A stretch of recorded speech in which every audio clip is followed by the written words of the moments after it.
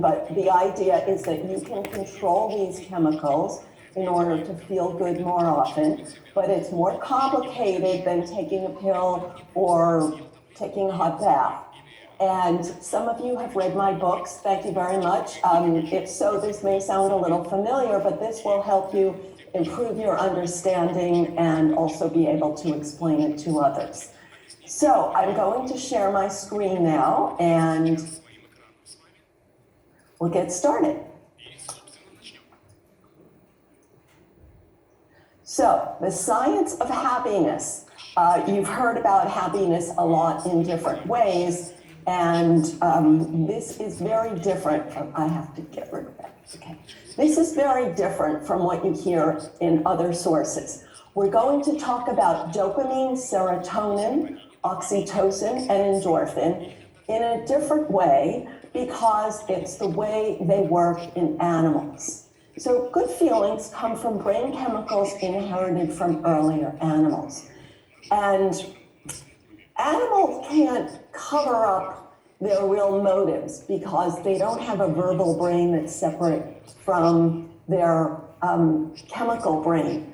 So when these chemicals turn on in animals and we see how they act, we know the job that the chemical does. And when you know that, you say, wow, that's what I'm doing. That's what everyone else is doing. It's very easy to see that. Now, the complicated thing, these chemicals are not meant to flow all the time. It would be great if our happy chemicals just flowed for no reason, but they have a job to do. They're not meant to flow all the time. And when you know that, life is so much easier because you don't think that something is wrong all the time.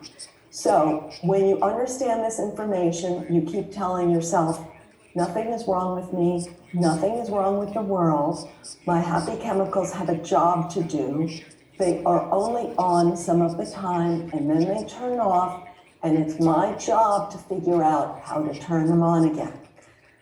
It's complicated, but it's much easier than thinking that something is wrong with you. So our chemicals evolved to do a job, and these chemicals have been around for a long time. For example, our stress chemicals, even in amoeba, dopamine, even in amoeba. So it's amazing to think how important and central to our lives these chemicals are.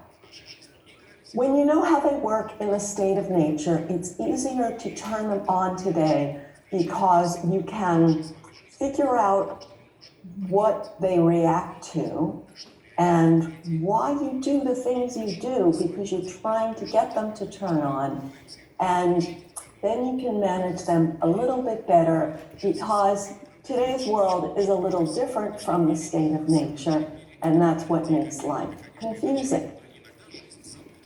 You can think of brain chemicals as nature's GPS, global positioning system.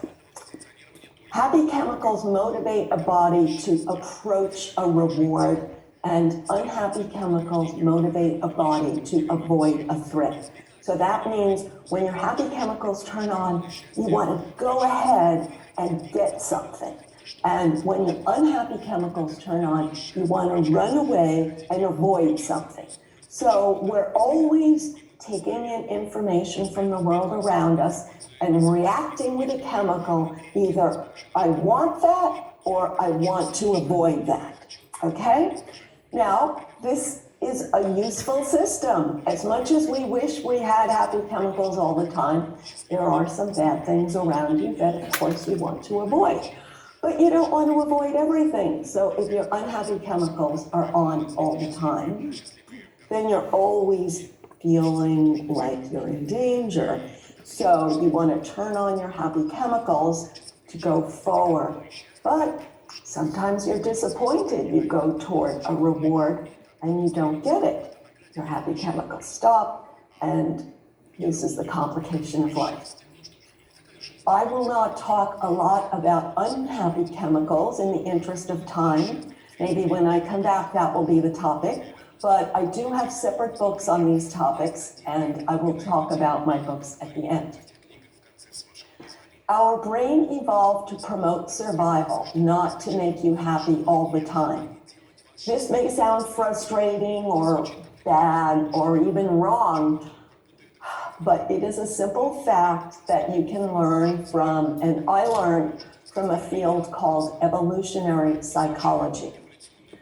When I was in college a very long time ago, evolutionary psychology did not exist. So it was very exciting for me to learn about this. I had studied psychology all of my life, and I didn't know this. I was a professor of management for 25 years. I did not know this. And I had my ups and downs like everyone else. And I was so happy when I learned about the happy chemicals and how they work in animals, because then I found my power to manage them. And that's why I want you to find your power to manage